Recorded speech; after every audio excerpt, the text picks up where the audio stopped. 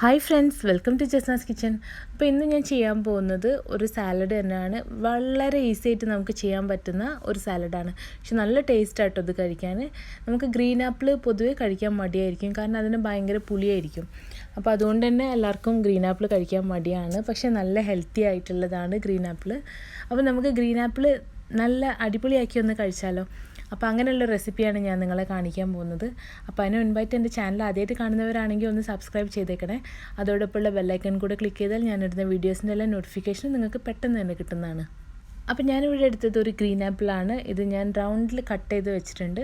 നിങ്ങൾക്ക് വേണമെങ്കിൽ ക്യൂബാക്കിയിട്ടും വെക്കാം, കുഴപ്പമില്ല. അപ്പോൾ ഇത് ഇതുപോലെ ഒന്ന് കട്ട് ചെയ്തെടുക്കുക. അതിനുശേഷം ഇത് ഒരു 5-6 ചെറിയ ഉള്ളി ഞാൻ എടുത്തതാണ്. ഞാനിപ്പോൾ ഒരു 6 എണ്ണം എടുത്തിട്ടുണ്ട്. ഇതൊന്ന് ചെറുതായിട്ട് മുറിച്ചെടുത്തിട്ടുണ്ട്. ഇനി ഇതിലേക്ക് നമുക്ക് കുറച്ച് ഒലിവ് ഓയിൽ ഒഴിച്ചു കൊടുക്കാം. ഈ ഒലിവ് ഓയിലൊക്കെ നിങ്ങൾക്ക് ഇഷ്ടമുള്ള അത്ര ഒഴിച്ചു കൊടുക്കാം കേട്ടോ. ഒരു 2 ടേബിൾ സ്പൂണോ 3 ടേബിൾ സ്പൂണോ അതൊക്കെ നിങ്ങൾക്ക് എത്ര കഴിക്കാൻ ടേസ്റ്റ് അതിനനുസരിച്ച് ചേർത്ത് കൊടുക്കുക. ഇനി ഇതിലേക്ക് കുറച്ച് പച്ചമുളക് ചെറുതായി മുറിച്ചത് ഇട്ട് കൊടുക്കണം. ആവശ്യത്തിനുള്ള ഉപ്പ് ചേർത്ത് കൊടുക്കാം. ഇനി നമുക്കിതിലേക്ക് കുറച്ച് ലെമൺ ജ്യൂസ് ഒഴിച്ചു കൊടുക്കുക. 1 ടേബിൾ സ്പൂൺ ലെമൺ ജ്യൂസ് മതിയാവും, കാരണം ഇത് നല്ല സ്പൈസി ആയിട്ടായിരിക്കുന്നത്. അപ്പോൾ അതൊന്ന് ബാലൻസ് ചെയ്യാൻ വേണ്ടിയാണ്. കുറച്ച് ക്രഷ്ഡ് ചില്ലി, ചതച്ചെടുത്ത മുളകാണ് കേട്ടോ, റെഡ് ചില്ലിയാണ് ചേർത്ത് കൊടുക്കുന്നത്. അപ്പോൾ ഇത് ഞാനിവിടെ ഒരു 1/2 ടീസ്പൂണോളം ചേർത്ത് കൊടുത്തിട്ടുണ്ട്. അപ്പോൾ ഇനി ഇതെല്ലാം കൂടെ നല്ലോണം ഒരു ഫോർക്ക് വെച്ചൊന്ന് കുത്തി ഉടച്ചെടുക്കാം.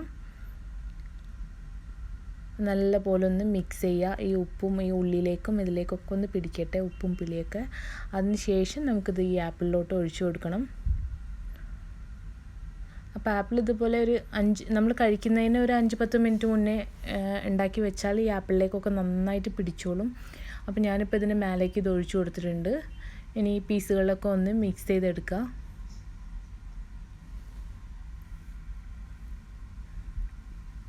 നമുക്ക് വളരെ ഈസി ആയിട്ട് ചെയ്യാൻ പറ്റുന്ന ഒരു സാലഡാണിത്. ഇതിനേക്കാളും ഈസി ആയിട്ടുള്ള സാലഡ് ഉണ്ടെന്ന് എനിക്ക് തോന്നുന്നില്ല, കാരണം ഇത് നമുക്ക് വളരെ പെട്ടെന്ന് തന്നെ ചെയ്യാൻ പറ്റുന്നതാണ്.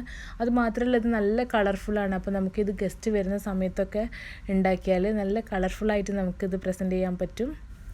പിന്നെ അത് മാത്രമല്ല കേട്ടോ, ഇപ്പം നമ്മൾ ഈ കഴിക്കുന്ന സമയത്ത് ഇതുപോലെ ഒരു ആപ്പിൾ പീസും അതിൽ കുറച്ച് ഉള്ളിയും കുറച്ച് മുളകൊക്കെ വെച്ച് ഇങ്ങനെ കടിക്കുമ്പോൾ ഒരു പ്രത്യേക ടേസ്റ്റാണ് കേട്ടോ. കാരണം ഈ പുളിയും മധുരം, ചെറിയൊരു മധുരം ഉണ്ടാവുമല്ലോ അതിന്, അതും ഈ ഉപ്പും എല്ലാം കൂടെ നല്ലൊരു പ്രത്യേക ഒരു ടേസ്റ്റ് തന്നെ ഉണ്ട്.